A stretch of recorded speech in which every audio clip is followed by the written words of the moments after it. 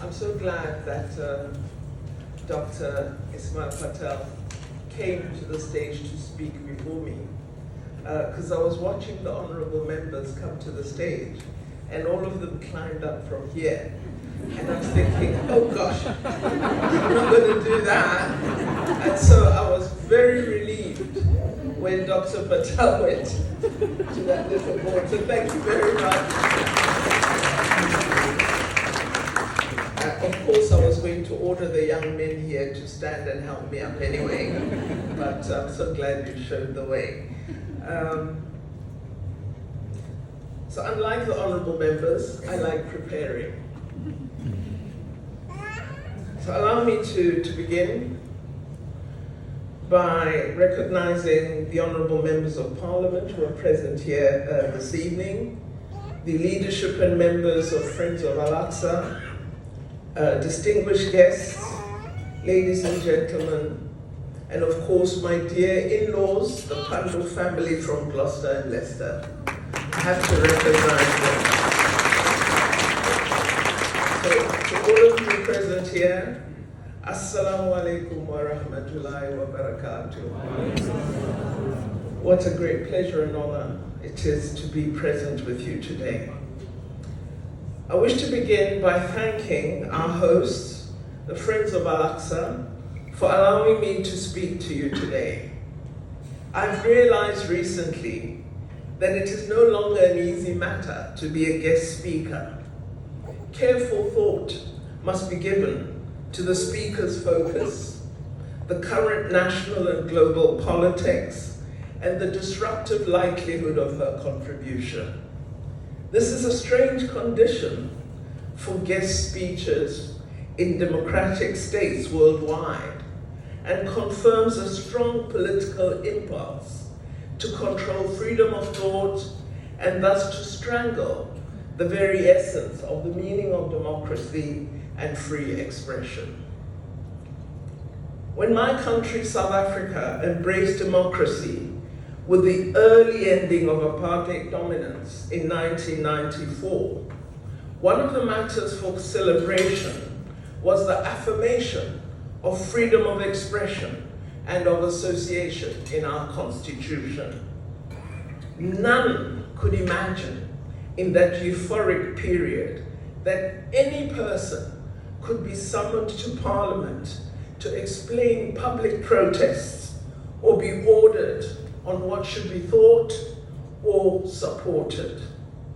In a recent talk that I gave at a Vice Chancellor's conference on the future of the university, I raised this horrifying image of control of our democracies as part of my remarks on the association, I think, between declining human rights and the future of the university. And I warned university leadership that these intrusions attempt to diminish our rights and should be resisted in every sector of social action.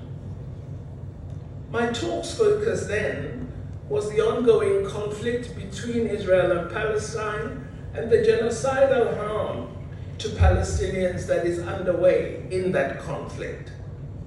I hope the word genocide is permitted in this hall, as it is not allowed in some spaces. It is important, I believe, for all communities to resist these intrusions and to ensure that robust democracies survive, to support our contribution to freedom for those who suffer oppression. We must continue to reflect on the important questions of the tragic Israel-Palestine conflict. Reflect on how to end the current debilitating war, on how to get Israeli hostages safely home, how to secure freedom and justice for the Palestinian people in the fullest meaning of those concepts, how to secure security for Israelis, and how out of all this to begin creating a global community in which justice and freedom are for all and not for some, as defined by some powerful forces in our world.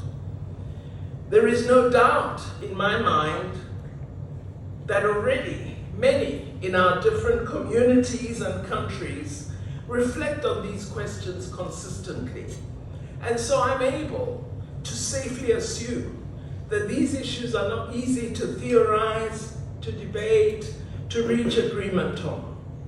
I believe the difficulties arise from a number of important factors.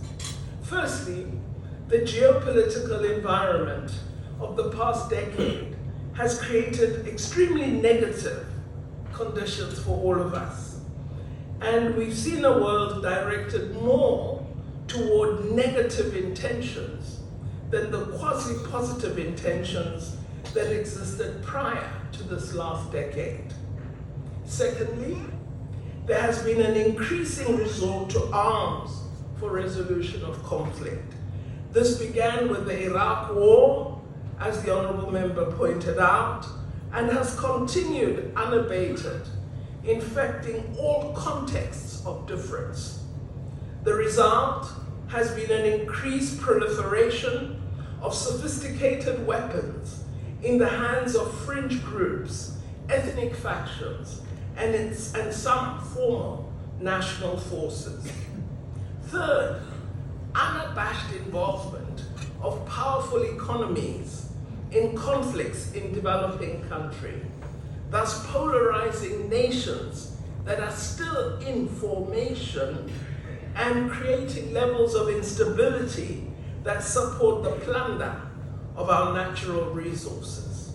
We know this in particular with respect to Africa and Latin America. Fourth, and of greatest concern, is the consistent and continuous diminishing of the role and status of the United Nations and its Security Council, thus ensuring it lacks capacity to secure the peace and security it was established to protect. Fifth, the desire for powerful, dominant unipolarity remains a feature of global relations. This brings with it the notion of might is right, and you're either with us or against us. That is why, when you support the freedom struggle of the people of Palestine, you will be asked, as I'm often asked, why don't you say the same about Ukraine? So my response is always, if the Palestinian people get NATO arms, I will support Ukraine. If they don't get NATO arms.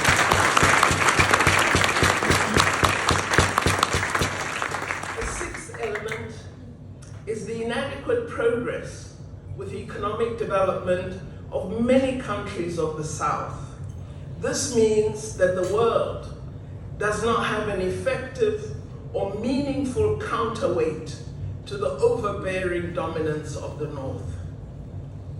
Failures of African countries to advance economic, social, and political progress has made them victims of international development finance institutions and thus distracted them from an interest they may have in international finance reform and thus in freeing themselves from being a prisoner of the North. So, some of you may be asking, with respect to these factors, how does this all relate to Palestine? I hope I will be able to provide a reasonable set of links.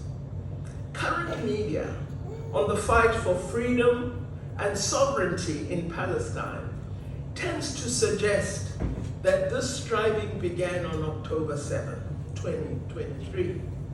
This has been a more than 7-decade struggle, compounded by a series of regimes that reflect the apartheid system of oppression that South Africans know very well. The creation of the State of Israel resulted from the fascist conflict of Europe that eventually engulfed the world and gave life to the horrific Holocaust against people of the Jewish faith. It is clear from dozens of United Nations resolutions and from the conflict of over 70 years that the plight of Palestinian people was not factored in when the agreement to create an Israeli state was finalized. The subsequent actions of Israel against Palestine, the illegal land seizures, denial of full political and civil rights, security controls, and other measures have led to Israel and Palestine being a permanent item, unresolved, on the agenda of the United Nations Security Council. My country's interface with the struggle of Palestinians began during our own struggle for liberation. Some of you might recall that the leaders of the South African liberation movements were innovative in their approach to executing the struggle. They moved from the petitions that our early leaders had been involved in to mass organization, to mass campaigns, and eventually to armed struggle. An important innovation in our struggle was the international solidarity against apartheid movement, which became a significant global campaign.